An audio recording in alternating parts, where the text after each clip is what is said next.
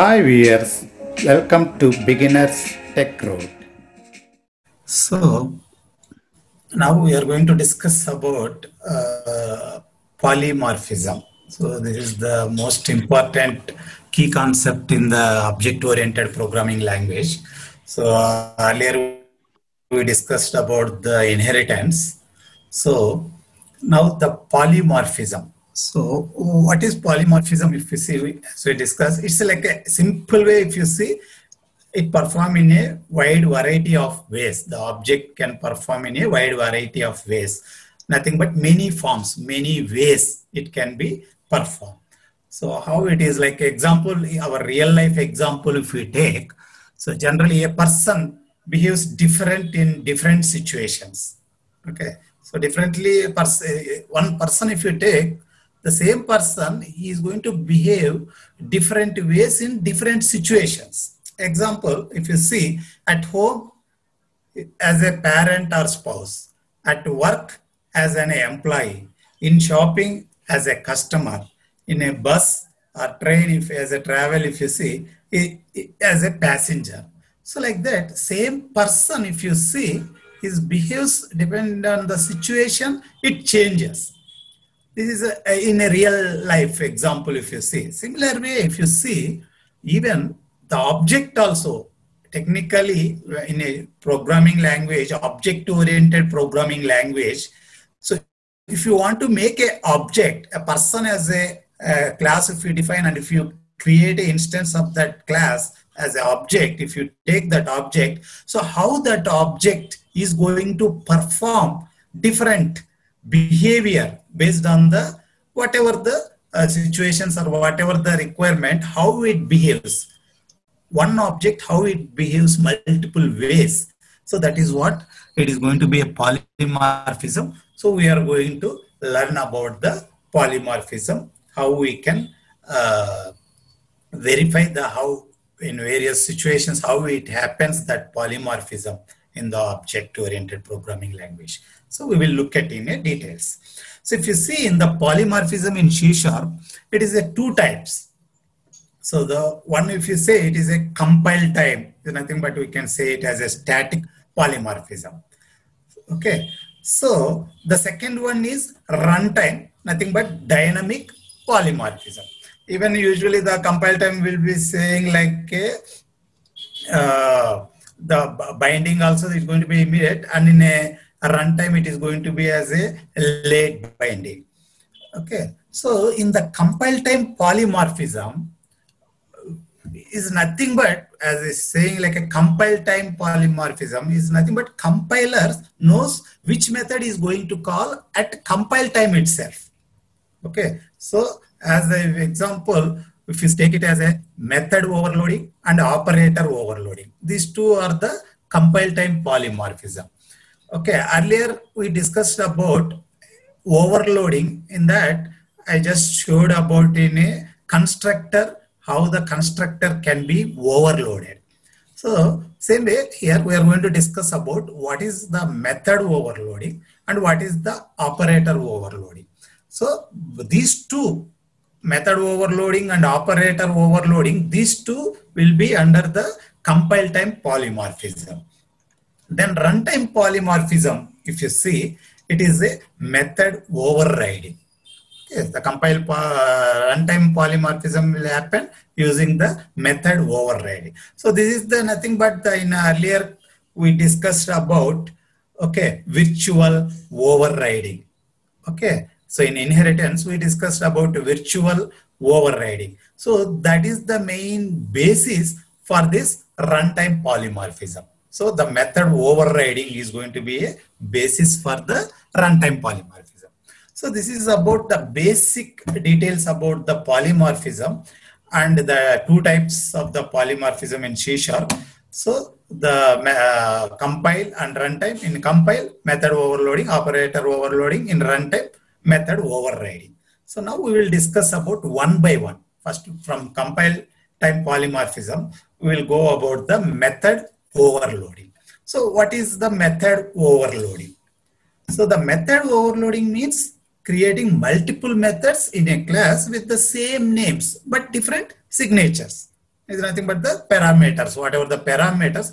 By making a different type of parameters, different number of parameters, we can make, using the same method name, we can make multiple methods. So this is the examples. If you see, the add is the method. So I am going to define multiple ways with the same name add. So how I am going to do it, as it's like we want to make a difference in the parameter signatures. So we know that methods we already learned in a classes or in inheritance, how we can define methods and all. So this is the access modifier public, and int is the return type from the method, and add is the method name, and num1 and num2. These are the two integer parameters for this method. So, and in simple, we are returning num1 plus num2 as the method is adding these two numbers, what we are defining here, so that we will add those two numbers, whatever the two numbers we receiving parameters. So those two parameters we are adding and we are returning. Both we are done in a single line statement here. Even we can use a variable to store this number 1 and number 2 adding value, and then return that value also we can use it. If we don't want to store the number, we don't require to store the number, we are not going to use that number further in the same method, then no need of taking a additional variable. It's unnecessary. So straight we can return. In the bracket, we have given the expression like adding those two values. So that way we are returning. So this is the one method what we are return. So now the same name, using the same name, if you see the same method, but the type, data type we have changed. Here the float data type. Earlier int data type, now float data type. So that way we are differentiating the two method, same method name with the two behavior. Okay. Similar way, if you see the next example, what I am doing, 3 parameters I have taken. So even though it is an integer data type, but here 2 parameters, but here 3 parameters. So that is what, as I mentioned, you want to make a difference either in a number of parameters, how many parameters you are using, or the data type of parameters. Okay, even the sequence of the parameters, the data types, how you are going to use it is, so that also will matter. So that way you want to make a difference in the signature. So this is nothing but we are calling as a method overloading. It's nothing but the method name is same. We are overloading with the multiple parameters. Okay. So that is what it is, a method overloading. So it behaves automatically at the compile time. It decides which method it needs to call. So that is the reason we are calling it as a compile time. Okay. Similar way here, if you see 2 parameters only. So here also 2 parameters, here also 2 parameters, here also 2 parameters. But the difference, if you see here integer, here float, here string. Even you can make 1 parameter as a string, 1 parameter as a integer. Okay. Even in that, first parameter is integer, second parameter is string. In next, first is a string, second is a integer. That also make difference because the order of the data type also makes the difference. So that way we can make how many possibilities you can make it in the class. Okay. Here itself I can have a multiple methods. So this is the main method. This is where the starting point. Even in the class, as we understood, we can have a multiple methods. So that inside this program class itself, I have copied all these things.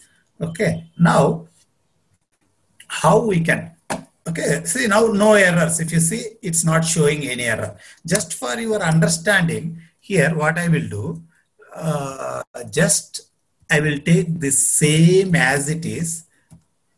Okay, I will paste. Now if I leave it, okay, see now here you got a red error because the program already defines a member called add with the same parameter types. Because here also same integer integer, here also same integer integer. Suppose here if I put a long, then it allows. See, now this is what a compile time. See, now itself it is, but here as the data types are different, so one is a integer, one is a long, so that it is giving the error here. But we can cast like int. If you cast, then it allows. So like that, you want to make the difference in the signature. Okay, even suppose I will take once again same int only. Okay, so suppose if I make the return type different, here if I make long, whether it allows? No, still. Why? Because the return type is not part of the parameters differentiation. So even this is gives the same error. See, the program already defines a member call. So you want to make difference in only in the parameters in the method overloading. Okay, so then only it consider as a method. That is what we discussed in a definition like different signature. Okay, so I will remove this. So now how we can test this? Okay, so here I will just, okay, so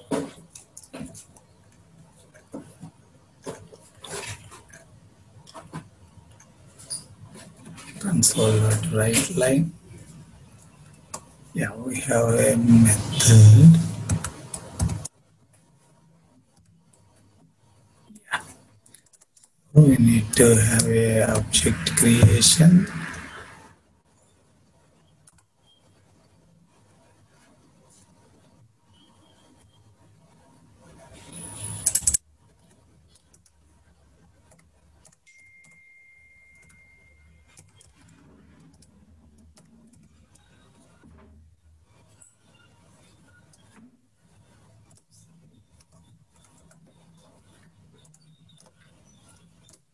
I'm going to create an object and then I will just try to access the obj dot. See now we got the add method here. See now if I select this add method and if I open the bracket, see now here bottom you can observe 1 of 4 because we have defined overloaded to 4 types for the same add method, so that it's giving all the options 1 of 4 and the first one is taking in the order of whatever it is float is taken as the first. So it's showing this is the one float number 1, float number 2. If you press a down arrow, so here now second overloaded method int program add int num1 num2. Again if you press third overloaded string 2.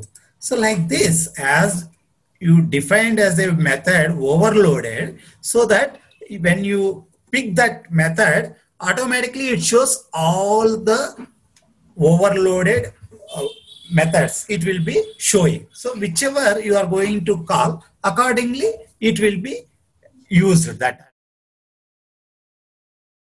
Okay, so what I will do first, I will try to write the result. Okay, so write line I will use console.write line.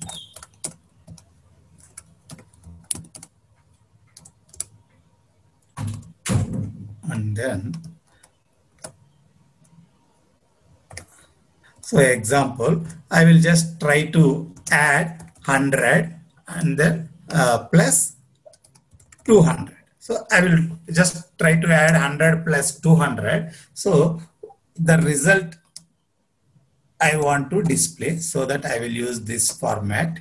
And then here to add that 100 and 200, so I am going to use this method, whatever the method we have. So in this, I am going to pass 100 comma 200, 100 comma 200. See, this is the one line statement I've written to calculate by using that method 100 and comma 200. The result of adding these two, I am going to print on the screen. So now how it is going to decide which method going to call? Why? Because two parameters we have. This is the one overloaded method, and this is the another overloaded method, and this is the another overloaded method. With the two parameters, we have three methods defined. But which method it will call? See, automatically it's decided integer num1 comma integer num2. It's like the type what we are passing here. See, currently we are passing, it's a 100 we are mentioning, it is nothing but it is a integer. So we are just passing 100. So and 200. So it will treat as an integer, so that it is going to call as an integer. So then I will write one more statement to see how we can see the float values. So same, what I will do, I will take 100, and then here I will take some 300.50. So, and then here also I will pass the same thing, 300.50. So now which method it is going to take it? When we put this is a decimal, here itself it will be understanding, right? So to give it as a float, default whatever you write in C# it will be treated as a double. So we know like a double, decimal, float data types. So as we defined a float, why? Because with this decimal we don't have any method defined as a second parameter as a double.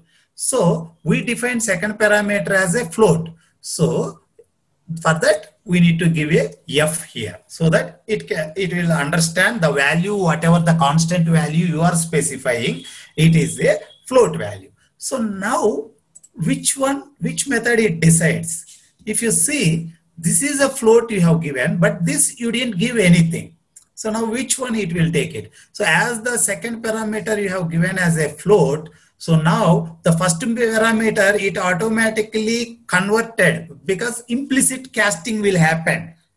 Automatically the compiler will take it as implicit constructor, so the converter, so that it takes that also float.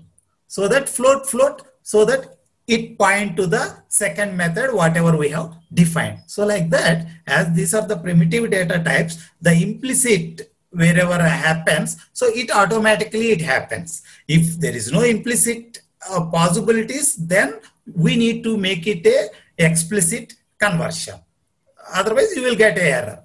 So that is the reason it's pointed to a float defined method, nothing but this method. So the second statement is pointing to this method, and the first statement is pointing to this first method.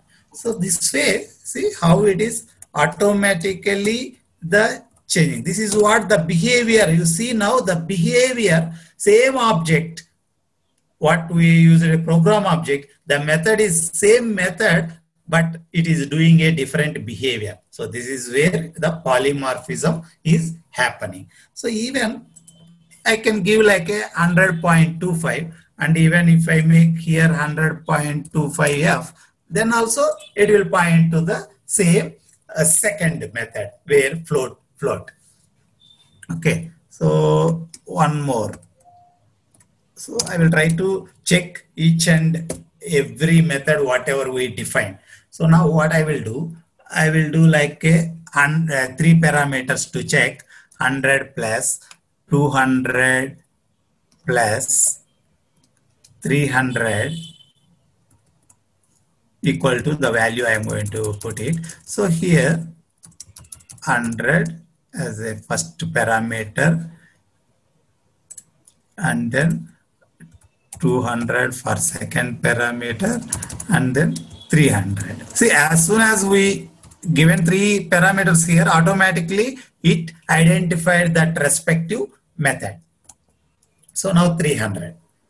So automatically it will be pointed to that method.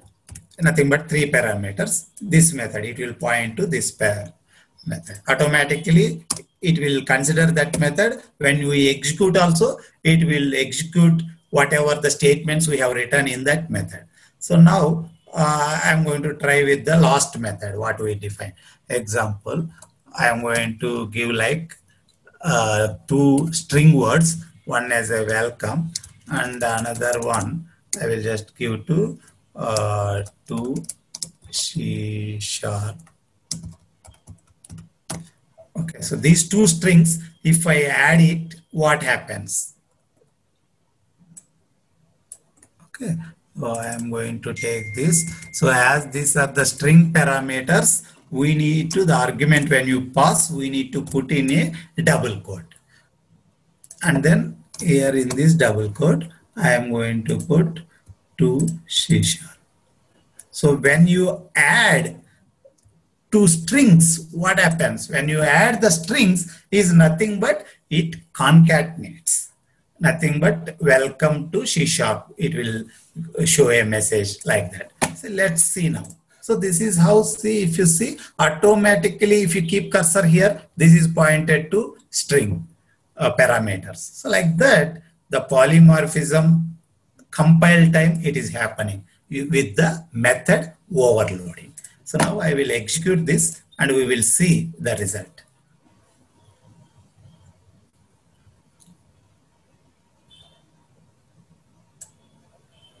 See now the output, if you look at, see now 100 plus 200, we got a 300, 100 plus 300.50, we got a 400.5, and 100.25 plus 300.50, we got 400.75, 100 plus 200 plus 300, we got 600, and welcome plus 2 C#, we got like welcome to C#. It's nothing but as a string, when you use a plus operator like a adding, is nothing but it gives a concatenation, like both the strings, it will club together and it will be displayed on the output. So welcome as a one word we passed, and to C# we passed as a second word. So it's clubbed together. Okay. Suppose if you see, if you want to make one space between welcome and to C#, then accordingly you need to change the method. Suppose if you give here one space here in a adding one space, if you give it, then the space you will get in the output. And thank you for watching. Please like, share, subscribe to our channel for more videos.